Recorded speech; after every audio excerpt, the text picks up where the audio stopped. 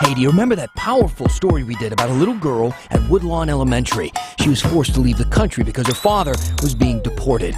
Well, apparently, some of you would rather talk about her teacher's T-shirt.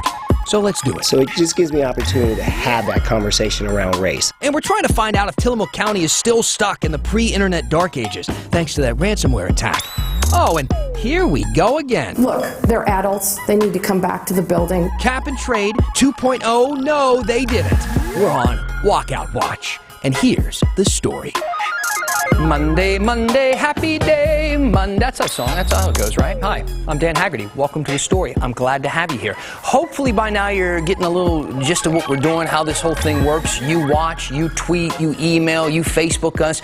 Basically, you talk to us and then we make you part of the story. Sometimes that means answering your question, or maybe it just means reading what you have to say. So hit us up, say hello, use the hashtag HeyDan. We are watching and listening. Now let's get started on this Monday with a big dose of deja vu, because we've officially gone from Cap and Trade 2.0 to Republican Walkout 2.0. Yep, they did it. They're gone, and we don't know when and if they will be back. So how did this all go down again?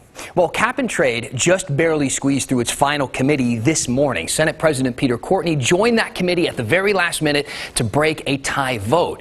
A few minutes later, this happened.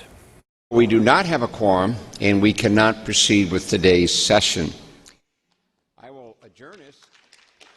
Yep, politicians, they work fast when they want to. Republicans, they were out of there. They accused Courtney of rigging the vote. We should note here, Senate rules do allow Courtney to do a tiebreaker like he did today, but Republicans say it left them with no choice and that they had to boycott. Now, obviously, the governor has some words for Republicans. Listen here. Look, they're adults. They need to come back to the building. They need to do the jobs they were elected to do. And instead, they're taking a taxpayer-funded vacation. Oregonians should be outraged. We were able to only talk to one Republican in person today after they all left, Senator Tim Knopp. He remained behind because he says he has some other bills that he's working on for his district. We asked what he thinks is going to bring Republicans back to the table. I've said all along, I think that's the surest way to make sure that there's a quorum here, is to make sure that this goes to the people and they get their chance to vote. About 70 to 80% of our constituents want to vote on a cap and trade bill. In the past, Republicans have said that they might vote on this bill if it includes a referral to voters. So we asked the governor, why not just do that? We are not interested in referring the bill because we have the votes in the building to pass it upright. Okay, another question for the governor. Will she send the state police after Republicans like she did last year? Well, she says she can't until the Senate president requests it, and he says he's not going to do that because police have more important things to do. The governor also says if Republicans don't come back before March 8th, when the session ends, she'll move to other action, and that could mean calling a special session, possibly, or taking executive action on climate change. But she says her first priority is getting it passed through the legislature now. While we're waiting to see how this all shapes up, what happens with the walkout, check out all of our Cap and Trade coverage on YouTube. Let us know, of course, if you have any questions about the bill or this walkout or what's next or what's happening, literally anything. Use the hashtag HeyDan. Let's move on to our big story tonight. Now, last week, of course, was this huge moment of catharsis for the city of Portland because the Jeremy Christian trial finally ended. Well, today, that same kind of feeling, that same kind of thing happened on a nationwide scale. Ex-Hollywood producer Harvey Weinstein was found guilty of 2 charges that he faced in New York, including rape. He still faces charges in Los Angeles. Our big story, usually hyper-local if you watch it here on The Story. We kind of like it that way, but this story of Weinstein is more than a story of one bad man. It has grown, for the better, into a story of women everywhere taking back their power, including right here in Oregon. So much has happened since the words Me Too took on a powerful new meaning. So how did we get here? October 5th, 2017, the New York Times publishes a bombshell with Ashley Judd accusing Harvey Weinstein of rape. 5 days later, the New Yorker drops its own story, written by Ronan Farrow. Another 5 days after that, an activist, Alyssa Milano, sends this tweet. Less than 2 weeks after the Times story, Me Too had become a full-fledged movement. Then, things took off. Between October 29th and December 11th, 2017, the following men were accused of some form of sexual abuse: Kevin Spacey, Roy Moore, Louis C.K., Matt Lauer, and Al Franken. And that's the short list. In 2018 and 2019, it got longer. April, Bill Cosby was convicted. May, Weinstein turned himself in New York. September, Les Moonves resigns, and the massive Senate hearing into Brett Kavanaugh happened. About a year ago, R. Kelly was charged, and today, Weinstein was convicted and still faces charges in California. And that's how we got here. And here in Portland, Me Too has had some major impacts. We saw it in Salem, for instance. 9 women who worked at the state capitol sued over sexual harassment in the workplace. And last year, the legislature paid $1.3 million to settle. And longtime state senator Jeff Cruz left in disgrace. We saw it at Nike, a class action lawsuit there against the Beaverton company, still pending right now. 11 women, former and current employees, claim they were harassed on the job and paid less than their male counterparts. In the wake of that suit, 11 top Nike execs were either fired or stepped down on their own. Nike told us via email they oppose discrimination of any type, but they can't comment on the suit. Of course, there are plenty of people here in Portland who can comment on the Me Too movement, on the repercussions, on everything that's happened. Maggie Vespa, you spoke to some people today. What is the reaction you're hearing after this Weinstein verdict? So it was definitely mixed. I mean, seeing the word guilty next to his name in any form to them definitely feels like a win, but the fact that he wasn't convicted on his more extreme charges is a disappointment to them. And as far as what that means for the movement overall, one advocate summed it up like this. It's a start. I think it's a start to saying that this is not okay, regardless of how much power you have, how much money you have, and or the color of your skin for that matter. I mean, we're coming in this where Bill Cosby just ended up with the stuff that he dealt with. Now here it is, Harvey Weinstein's now being convicted of similar things. And so now the power is no longer an issue. The color of their skin is no longer an issue. I think this will catapult things to start moving forward, or at the very least, might get some people to stop and think before they act. Alexis Robinson Woods is from Bradley Angle. That's an agency that helps survivors of abuse of all kinds. We'll post their info on our website along with other resources. Meanwhile, our viewers have been lighting up our feeds all day about this story. Melissa literally echoed Alexis, writing, "It's a start in the right direction." Shannon wrote, "He still has to go to California to face more charges," referencing Weinstein's next criminal trial. Maybe they'll do a better job. So again, a ton of reaction. And by the way, one final reminder, and Alexis mentioned this. She said if survivors or anyone who feels impacted by what we talk about when we talk about Me Too, if they feel overwhelmed by coverage of the Weinstein trial, feel free to turn it off. It can be really hard to hear about assault and to hear about this kind of violence. So she said if you need a break, don't feel bad taking it. Maggie, thank you so much. Sure. If you have any questions, you have things you want to ask Maggie, if you have things you want to ask us, it's very easy to reach out to us. You can follow us online, message us on Facebook, Twitter, anything. Use the hashtag #HeyDan. We want to make you part of the story, or help us tell yours. So this morning, I want to tell you, Clark County Republicans, they appear to be gearing up for this big $85 a head dinner and fundraiser at A&A in April. They had a prominent black conservative headlining it, roasted paprika chicken on the menu, and an accused domestic terrorist as an MC. This morning on their website, the Clark County GOP listed Washington State Representative Matt Shea as the master of ceremonies for their Lincoln Day Gala and auction. Late last year, if you remember, an investigation by the Washington State House found Shea helped plan and coordinate the Bundy occupation in Malheur County, Oregon. Members of his own party even kicked him out of the Washington GOP caucus, and he's defied requests on both sides to resign. So we emailed Clark County Republicans. We asked them, how did you decide on Shea for this? If they discussed the allegations, if they were prepared to get any pushback for it. Now, we still haven't heard back, but we did check back on the Clark County Republican website this afternoon and found that Shea's name now appears to be missing. Again, we haven't heard from anybody from the party, so we don't know really what that means. Does it mean Shea's canceled? We don't know. Does it mean that they just decided, let's take his name down off the website? That's a possibility too, but we're going to try and figure it out. As soon as we hear anything, we'll let you know.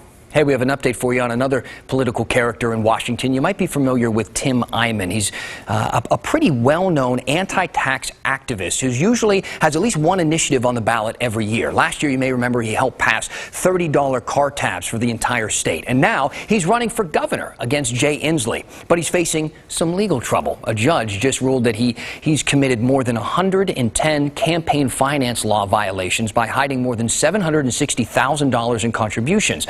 This stems from a lawsuit the Attorney General filed against Eyman in 2017.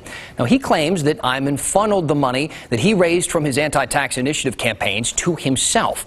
In a statement we're hearing from Eyman's lawyer, he said the crux of the state's claim against Mr. Eyman is that when he asked his friends and supporters to voluntarily help him and his family survive the AG's litigation, that meant he is a political committee, which must report all income and expenditures to the government. So even though none of this money was solicited or used to support any election campaign, that's the gist of it there. Now, basically what he's saying is the money was given to him as a gift, not as a political contribution. This isn't the first time Eyman's had some trouble with the law. Last year, he was charged with stealing a chair from Home Depot. That's right. You heard me correctly. There's even video. Office Depot. Sorry to the folks at Home Depot. You can see him here with the chair rolling out the door, out the video there. Eyman reached a settlement in this case. The charges were eventually dropped. He said it was an honest mistake. He had actually thought that he paid for it. So the death of Kobe Bryant has affected so many people, including Oregon basketball star Sabrina Ionescu. Earlier today, she was in Los Angeles. She spoke at his memorial, and now, as we speak, she is on the court in one of the most important games of the season for the Ducks. We wanted to share this kind of cool moment. Adam Amin, who is calling tonight's Oregon-Stanford game on ESPN2, tweeted out some pictures here. Sabrina Ionescu's teammates, coaches, all huddled around the laptops watching her speak at Kobe's memorial. She shared how Kobe became a mentor to her and how special it was to help coach his daughter Gianna. I still text him even though he's not here. Thank you for everything. The rest is for you. Rest easy, my guy. The last one I sent him said, I miss you. May you rest in peace, my dear friend. The texts go through, but no response. It still feels like he's there on the other end, that the next time I pick up my phone, he would have hit me back. Sometimes I find myself still waiting. She did a great job, really. Her whole speech was fantastic. I think it's worth your time if you want to check it out. We know it'll be an emotional night for Sabrina and her team tonight in the game, so best of luck to her and the Ducks. When the story continues. The more I can educate my Caucasian students, my Latino students, or whatever students may be in front of me, it's going to benefit the whole society. The teachers at Woodlawn don't shy from talking about race, and we heard about it in a few of your emails when one of them wore this shirt on our air. And we're checking in to see if Tillamook County is still partying like it's 1999. You know, because of the no internet. We're going back inside Woodlawn today. Now, if you haven't checked out this series we're doing, you really should. We've got every episode up right now on the KGW YouTube channel. You should check it out. Kristen Severance is discussing race tonight. She's been spending the entire school year telling the stories about the students and the staff at Woodlawn Elementary School. In tonight's story, she's talking to those same people about Black History Month. Kristen, that is really something that they don't just talk about during this month here at Woodlawn. They talk about it year-round. Year-round. They talk about Black history, and they really welcome conversations about race, which is why first grade teacher Lionel Clegg wears shirts like the Black Lives Matter shirt that he wore in my last Inside Woodlawn. You know, some viewers had some questions about that shirt, so I brought that feedback to Mr. Clegg. I also asked some students and other teachers about what Black History Month means to them.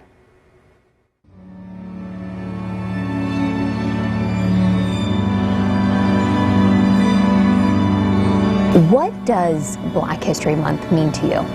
It means that I can learn about how that blacks were treated, like when Martin Luther King was still alive. And it just gives me more respect for my color. Black History Month means a lot to me as far as personally. Gives me the opportunity to celebrate my culture and background. It means a lot to me because a long time ago it was really bad and everyone was getting hurt and people were getting disrespected a lot. It means walking somewhere or just being somewhere without someone judging me by my skin color. Is there someone that you've learned about during Black History Month that really, sticks out in your mind? Who really sticks out in my mind pretty much nowadays is, I have to say this person, I think Malcolm X really sticks out right now. Or mainly, actually, Harriet Tubman. She sticks out more because she's a powerful black woman who's very smart and intelligent and who did everything she could for her people. That's what I want to do. George Washington Carver, Jackie Robinson, we've talked about Even Monty Johnson, who invented the Super Soaker, is also the kind of inspiration to the kids because he's also somebody who persevered and didn't give up.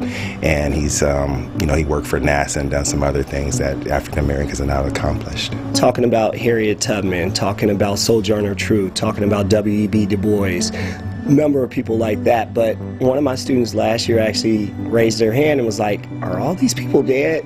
And so Black history isn't just about talking about the people from the past. It's also celebrating our people that are making contributions today and people that are being positive role models as well today. So I'm big on also showcasing people like Tarana Burke and people that started the Black Lives Matter movement. Okay, I'm glad you said that. So our last story, you are wearing the Black Lives Matter shirt. And we got comments about that. Why do you wear the shirt? I wear a lot of shirts. I mean, you can see the one I'm wearing today that always reflect my culture. I like it. It's a conversation piece for me. Sometimes people may ask me, more about that or why am I wearing that? So it just gives me an opportunity to have that conversation around race, which I'm always open and ready to have. I got emails after that story ran that said, what if a white teacher was wearing a White Lives Matter shirt? What do you say to that? I literally just explained this to my students yesterday. Black Lives Matter really began because these 3 women wanted to make sure that people were aware that Black lives do matter. So I think when people say White Lives Matter, that's never been an argument and that's never been a question. So it speaks to ignorance, in my opinion, because they're trying to, again, assume that Black Lives Matter is implying something different than what it is, and it's not. The students I have of all races, it's just, I feel that it takes kind of like a family to change things. And I feel like the more I can educate my Caucasian students, my Latino students, or whatever students may be in front of me, it's going to benefit the whole society, no matter what color they are. What are you learning about during Black History Month? We're learning about Martin Luther King and Rosa Parks. We're also learning about slavery. And how does it make you feel when you hear this, learn about this stuff? Sometimes a little depressed. They have so many questions. It's like they can't imagine not being friends with a Black person or not having a white friend.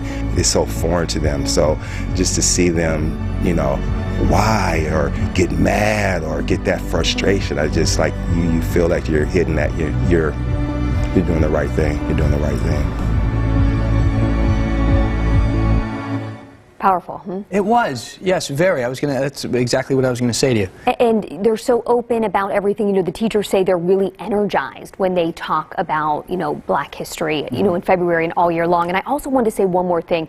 So it's not just at Woodlawn that, teachers and students and administrators wear the Black Lives Matter shirts. Other PPS schools do as well. I know at Grant High School they fly the Black Lives Matter flag outside. So this isn't just unique to Woodlawn. Honestly, though, the one thing about that story that has been true with every one of your Woodlawn stories, and I know the viewers feel the same way, I love those kids.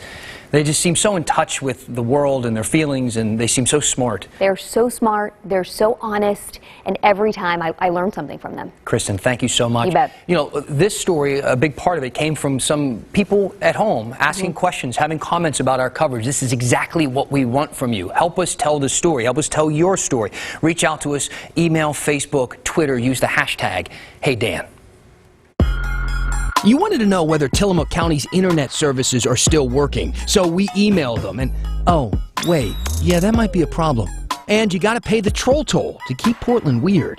When the story continues.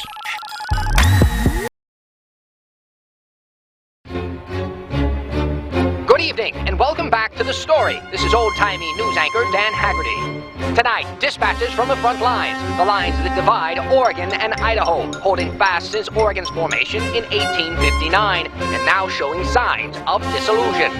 The source of the wavering borderline seems to be a Lapine, Oregon man by the name of Mike McCarter, seeking a more conservative lifestyle in the wake of Oregon's consistency as a so-called blue state. McCarter formed the Move Oregon's Border for a Greater Idaho group. So instead of uprooting his own lifestyle, McCarter is petitioning 18 13 Oregon counties to allow Idaho to absorb it, forming a superstate known as Greater Idaho. But the borders appear affixed and not keen to waver. Only 3 counties have approved McCarter's petitions, and both Oregon and Idaho state legislators would have to approve shifting borders, along with the U.S. Congress. This has been a dispatch from the front line with old-timey news anchor Dan Haggerty.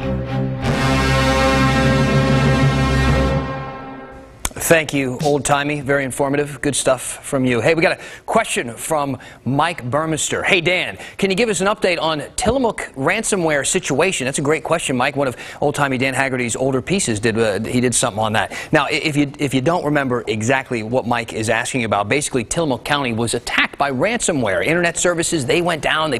People couldn't check out books at the library. The bad guys wouldn't let up unless they were paid money, hence the name ransomware. So anyway, that all happened at the end of January, and the county was working with the feds to try and investigate this. It was a big deal. We asked them if there was an update, what's the latest, or if they were planning on paying this ransom. At first, they said that they couldn't tell us until the county's forensic investigation concluded, but being the good journalists that we are, we asked again. And that kind of brought us to this. The kind man at Tillamook County Sheriff's Office provided us with the quote of the day. Quote, "The computers are working again." Thank you, Lieutenant McCraw. I appreciate that. I mean, he did respond to us on an email, so that's saying something. We'll keep you updated, Mike. We'll let you know what's going on next when it comes to Tillamook County. Hey, keep those questions and comments rolling in. Email, Facebook, Twitter. Use the hashtag HeyDan. It's really simple. Just pull out your phone and talk to us. We want to hear from you. We're going to read some of them on the other side of the break. And in memoriam, one of our favorite things that has made Portland weird for so long when we finish the story. Keeping Portland weird tonight are the trolls who live under this bridge on the outskirts of the city. And tonight, they're missing in action. They've lived under and all over the McNamee Road Bridge for about 30 years or so, and they're kind of a big deal if you ask me. Locals say that they have disappeared in the past, but they'll be back. Hey, if you see something weird out there, we want to know about it. Send us a picture, the story at kgw.com, or send it to us on Twitter using Hey Dan, or on Facebook, or really anything you like to use. We like to use it too, so send it that way. Hey, let's talk about some comments tonight. People using the hashtag Hey Dan. Rayanne talking about the Republican walkout. Let the people vote on cap and trade. She says, I'm a Democrat. I clearly think the people of Oregon are smart enough to make up their mind on that. Good point. Then Camrick saying, hey Dan, they're at it again, talking about the Republicans walking out. I understand their concerns, but it just doesn't seem right that they can hold everything hostage by just not showing up. How is this legal? It is legal. So they can do it, and they're doing it. But we're going to continue to cover it for you. The last one from John saying, hey Dan, what did you do for fun this weekend? You know, you guys, my mom was in town from West Virginia. It was awesome. It was a blast. But we thought and talked a lot about you and your stories. So thanks for showing up for this one. This is the story